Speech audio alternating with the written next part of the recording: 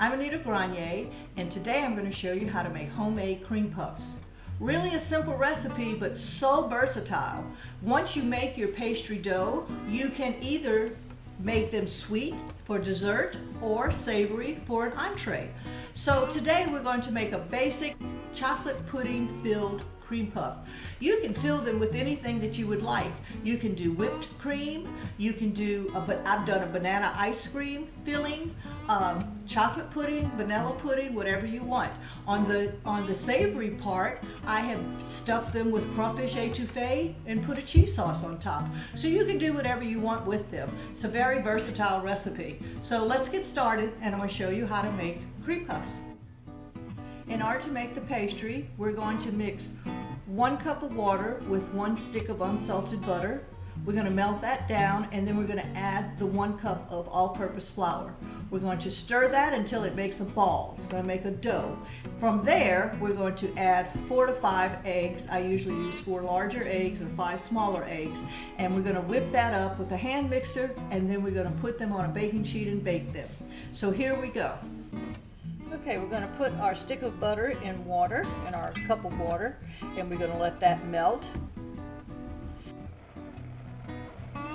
Okay, once your butter starts to melt, then you're going to add your cup of flour, and you're going to stir, whisk, and all you want to do, and I'm going to lower this heat a little bit, all you really want to do is to have this form a ball. So it's cooking a little bit, you can see on the bottom.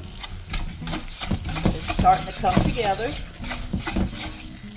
and then that's it. Once it makes a ball in the pot, it's done. Okay, after we take it off the stove, I like to let it cool for just about 5 minutes or so, so when you touch it, it's not really hot. Because remember, we're going to put our eggs in here, and we don't want to cook our eggs. So once you start your mixer, you're going to start cooling it off anyway. So let's mix it up just a little bit, some of the heat off, and then you're going to add 1 egg at a time. And you whip after each egg.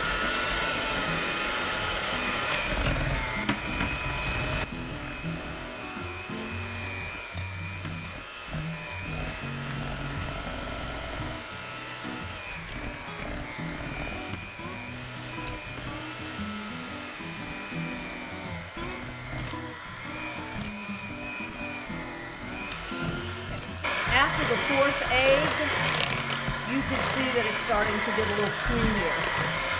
And I just kind of whip it up real fast, and that is your pastry dough. Okay, there are 2 ways that you can make your pastries. You can just take a tablespoon, like so, and drop them on a parchment paper, like this. Now remember, they're going to puff up, so you don't want them to be too big, and you want to separate them a little bit because you want to be able to, so that they can puff up and have room. Now, I have made these little bitty tiny, like petites, and I've also made them huge, like maybe a large tablespoon, and filled them for dinner. So it's just depending what you're making them for. Okay, if you want to get truly fancy, you can put them in a pastry bag, like so. This is just a pastry bag sitting inside of a glass. You can just make a mound and then come up with a peak. And make a mound. Just come up with a peak. And you could use the star tip too if you wanted to. And that's it. After you spoon them all out, you have roughly 2 dozen or so. So here's what you're going to do. You're going to bake these in a preheated oven at 450 for 10 minutes. And what that high heat's going to do is get them to puff up really fast. Then you're going to lower your heat to 350, and you're going to cook them, bake them for 30 to 35 minutes until they get golden. When they're finished, You don't take them out of the oven. You turn your oven off and you leave them inside the oven to cool completely. Now this is why I say you can do this the night before, because I usually make them at night and then I'll let them cool overnight in the oven. They're fine. They're baked, they're finished, they're just resting. If you want to make these in one day, you need to get up early in the morning to make them so that they can cool in the oven through the entire day. Do not take them out of the oven until they're completely cooled. The insides will dry out that way. Sometimes people make cream puffs and they have a gooey inside, and it's just because they didn't have time to finish baking. So this is the process we're going to use. Okay, in order to make your chocolate pudding, you're going to start with 3 cups of milk. I zapped this in the microwave so it's a little warmer.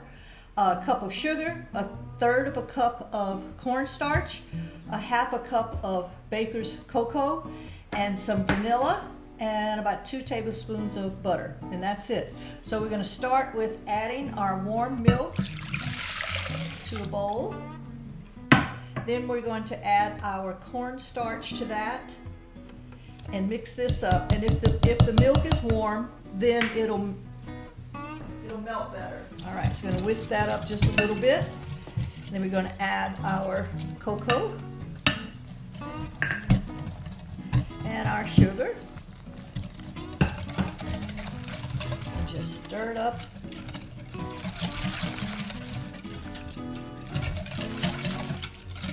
We're going to add our butter and our vanilla later. Okay, so now we're going to put this in the microwave for about 3 or 4 minutes and let it warm up. And then after that, every 2 minutes, I'm going to stir it up. Total time would be about 8 minutes. It's all mixed very well. That's after 2 minutes. So I'm going to put it back in the microwave for another 2 or 3 minutes. Okay, after 5 minutes, you can see that it's getting creamier and thicker. So I'm going to go ahead and let it go about 2-3 more minutes and it'll be done. So this is that total time is 7 minutes, and you can see once it starts bubbling, it's done. Okay, so now I'm going to take this over and put my butter and almond in it. So while it's warm, I'm going to put in my 2 tablespoons of butter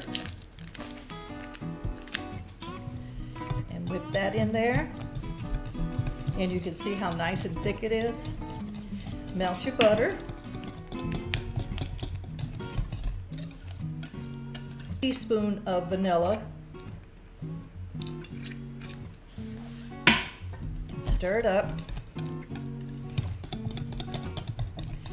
And we're going to let this cool, and then we'll put it in the fridge. It firms up, it'll be ready to put in the cream puffs. Hi. So this is the next day, and I have taken out my cream puffs from the oven, and you can see how pretty they are, nice and golden. Okay, so what we're going to do now is fill them, and you can do this 2 ways. You can either cut off the tops and just fill the pudding on the inside, or you can fill it up with a little gun like this and just shoot it in. So we're going to do a little bit of both to show you how to do that. Okay, so we'll take a sharp knife and we will just cut the top off like so. You can hear it, the freshness of it. Okay, open it up and just cut it and open it up. All right, now if you want to shoot one in, shoot the pudding in, then I try to find a kind of a weak spot and I just make like a little hole with the tip of the knife, and then you take your pudding and you just shoot it in. Usually when it starts to come out like that, it's stuffed. All right, so do another one like that. So we'll just make a little hole and shoot it in. This to me is the easiest way to do it. Okay, if you want to cut off the tops, you just do like that. Take some pudding, just put some on the inside, and then just put the top back on. So that's 2 ways that you can fill them. Okay, once you get them all filled, then you would take your powdered sugar. And what I wanted to show you, this was one that had like a little curly, cute top. These 2 did. and these were just the ones that I did with the spoon. So then you'll take your powdered sugar and just sprinkle the top like so, and you can serve them just like that, okay? If you want to make them fancy, you can put them in a cupcake liner, or place them on a really pretty little tray like so.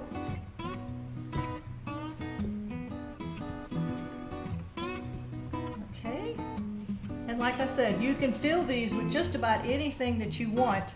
I kind of like the whipped cream, just the sweetened whipped cream. Whip it up and put maybe some almond extract on it, and that's pretty good too. So there you go, your homemade cream puffs. Anyone would appreciate eating these. I think I'm going to send some over to some neighbors. Okay, thank you.